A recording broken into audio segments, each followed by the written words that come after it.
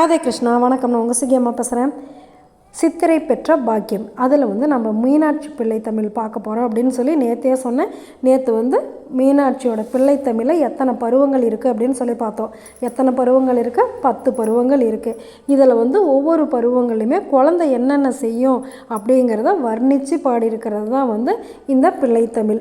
இதில் முதல்ல நம்ம பார்க்க போகிறது காப்பு பருவம் அப்படிங்கிறத பார்க்க போகிறோம். இப்போ நம்ம வீட்டில் ஒரு குழந்தை பிறந்துருச்சு அப்படின்னாக்கா அந்த குழந்தைக்கு யாரோட திருஷ்டியும் படக்கூடாது, அந்த குழந்தைக்கு எந்த விதமான நோய் நொடியும் வரக்கூடாது அப்படின்னு சொல்லிட்டு நம்ம எல்லா கடவுள்கிட்டையும் வேண்டுவோம் இல்லை. அதே மாதிரி தெய்வமும் மனிதனாக பிறந்தது அப்படின்னாக்கா அந்த தெய்வம் நம்மளுக்கு குழந்தையாக பிறந்திருக்கு அப்படிங்கிற எண்ணம் அந்த பெற்றவங்களுக்கு இருக்காது.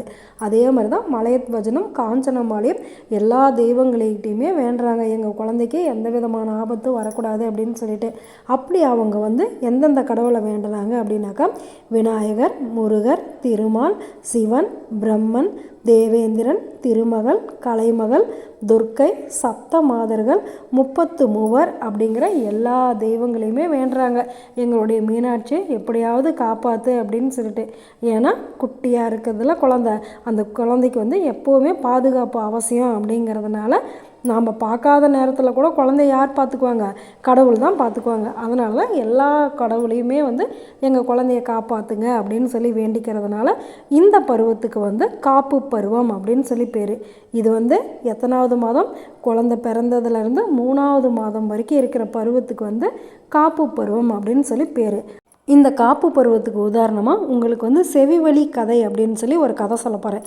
அதாவது செவிவழி கதை அப்படின்னாக்கா தாத்தா பாட்டிலாம் அவங்க தாத்தா பாட்டி சொன்ன கதையை கேட்பாங்கள்ல, அப்படி சொல்கிற மாதிரி இருக்கிற கதைகளுக்கு தான் செவிவழி கதை அப்படின்னு சொல்லி பேர். இந்த கதைகள் கற்பனை நிறைந்ததாகவும் இருக்கலாம், கடவுள்களை பற்றின விஷயமாகவும் இருக்கலாம். சரி, அப்படி இந்த செவிவழி கதையில் இன்றைக்கி நம்ம என்ன கதை தெரிஞ்சுக்க போகிறோம் அப்படின்னாக்கா, பிரகலாதன் குழந்தையாக இருக்கும்போது அவங்க அப்பா இரண்யகசிபு என் பேரை தான் சொல்லுன்னு சொன்னபோது பிரகலாதன் எப்போவுமே நாராயணா நாராயணா அப்படின்னு சொல்லிக்கிட்டே இருந்தானா. அதனால் இரண்யகசிபுக்கு கோபம் அந்த பிரகலாதன் அப்படிங்கிறத குழந்தை அப்படின்னு சொல்லி கூட பார்க்காம கடலில் தூக்கி போடவும், நெருப்பில் தூக்கி போடவும், இந்த மாதிரி நிறைய சித்திரவதையெல்லாம் பண்ணாங்களாம்.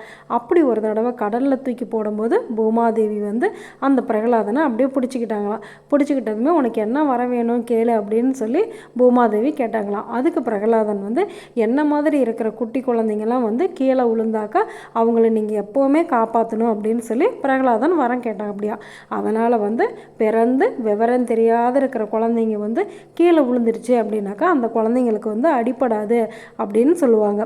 இப்போ நம்ம வீட்லேயே குழந்தைங்க 3 மாதத்துக்குள்ளார இருக்கிற குழந்தைங்க கட்டிலில் இருந்தோ தொட்டிலில் இருந்தோ கீழே விழுந்துட்டாங்க அப்படின்னாக்கா அவங்களுக்கு எந்த விதமான அடியும் படாதான். ஏன் அப்படின்னாக்கா பூமாதேவி அவங்கள தாங்கி பிடிச்சிக்குவாங்களாம்.